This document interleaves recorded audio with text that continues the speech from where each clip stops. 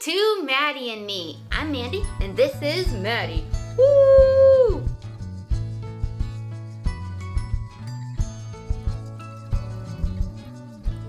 You're back. This is Maddie and Me, all about our sleep series, your new alarm clock. Guys, you get your babe to sleep through your night, you're super psyched. That's how my husband and I have been. We've been like, she's sleeping through the night. Woo! No more middle of the night wake ups, barring something like, say my husband waking her up accidentally as he goes in to like fix her fan and fix her camera. But otherwise, it's like, nope, she's doing great. She's sleeping. She's not breastfeeding anymore.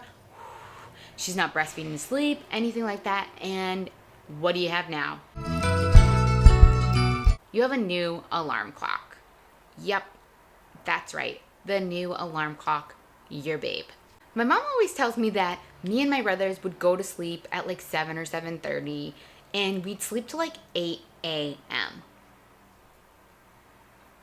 And I've heard a lot of other people saying that their parents said this to them, but then their babes wake up at 5 a.m., 6 a.m. Why is my baby not sleeping till 8 a.m.? Why is my baby not sleeping 13 hours, 12 hours a night? Nope, she's not. She's not at all, guys. She wakes up in between 5 a.m. and 6 a.m. every single morning. Yes, that includes Saturday and Sunday. Prior to this summer, I would, if I heard her in the middle of the night and I checked on her and she was fine, I'd like mute the baby monitor, right? Because normally I could hear her in the morning and I'd go get her and no big deal, or my husband would go get her. My husband's actually been a champ and like getting her every morning, which is awesome. But we have the AC on and it's basically running because it's been super hot in LA. And this babe is our alarm clock. She's our alarm clock. She has been like, you can tell when she wants to get out of bed. So she's actually learning to like stay in her bed and play a little bit longer, which is nice.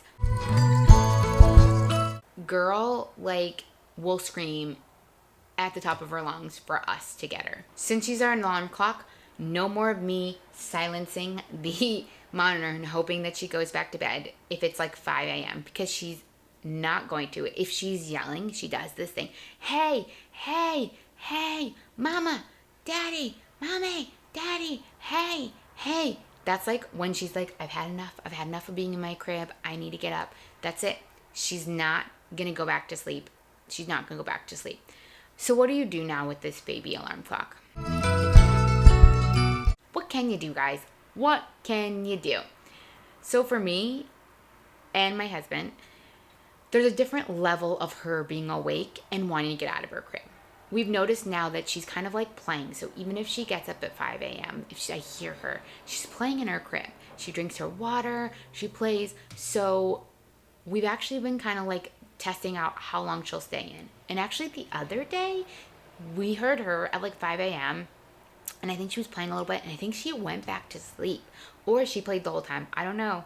And then it was like 6:15 and we heard her like, hey, hey. And it was like, oh, I didn't realize I went back to sleep so long and she was up. So I was like, awesome. So I feel like that's a great way to kind of like push the limits of your baby alarm clock. I'm gonna let you know on this one. I'm gonna update you guys on this one of like hoping that maybe like on the weekends she'll go later, but she hasn't. Like my husband's been a saint and like because I spend all day with her because I work from home and all that, it's like he's been getting up with her on the weekends, which it can be hard if it's the 5 a.m. hour. If it's 6 a.m., it's not that bad, but I've been trying to get up too because I'm like, ugh, I can hear them and all of that. So let's look on a positive. What does this let you do? For me, it's allowed me to like stay consistent with my running because girl is up.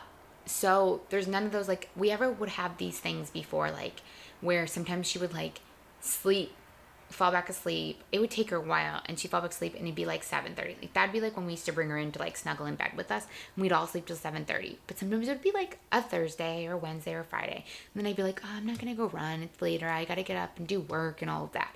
So she's keeping us accountable for working out, which is awesome. She's keeping us accountable for our day. My day gets started early, which I've always liked having my day started early. And I guess I've just let go of this whole thing that, hey, I set my own alarm clock. that's a big thing here too, is like, I don't know if you guys are like me and my husband. My husband would set an alarm clock every day of the week. Like, I can't remember the last time prior to the babe coming that we didn't set an alarm clock. Like, we'd set an alarm clock on our vacation because we'd want to make sure we got up. But like, now we don't need to set an alarm clock. We got our human alarm clock. Awesome. Score. So yeah, while I was hoping she'd be this mystical baby that sleeps till 8 or even 7:30 every day, right now she is not. She is your 5 a.m. to 6 a.m. baby. But she's holding us accountable, guys. So while it's like, hey, we can look at it like, oh, this stinks.